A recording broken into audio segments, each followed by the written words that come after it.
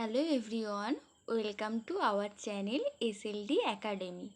আজকে আমরা বৈদিক যুগ থেকে 10টি গুরুত্বপূর্ণ প্রশ্ন উত্তর জানব। তো প্রথম প্রশ্ন হলো, বৈদিক যুগ কাকে বলে?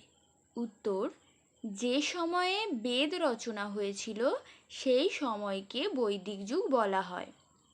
দ্বিতীয় প্রশ্ন, বৈদিক যুগ কয়টি ভাগে বিভক্ত?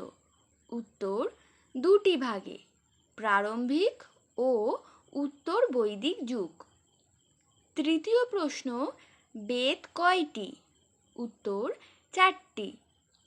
চতুর্থ প্রশ্ন, বেদগুলি কি কি?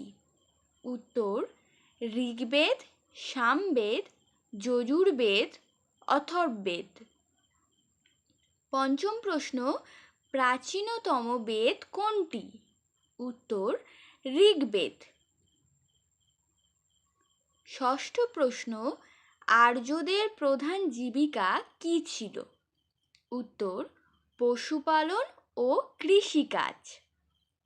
সপ্তম প্রশ্ন, আর্যরা কোথায় বসবাস করত? উত্তর, সিন্ধু নদী উপত্যকায়। অষ্টম প্রশ্ন, বৈদিক সমাজ কেমন ছিল? উত্তর, পিতৃতান্ত্রিক। নবম প্রশ্ন, বর্ণ ব্যবস্থা কি? উত্তর, সমাজকে 4 ভাগে ভাগ করার পদ্ধতি। দশম প্রশ্ন, বর্ণগুলি কি কি?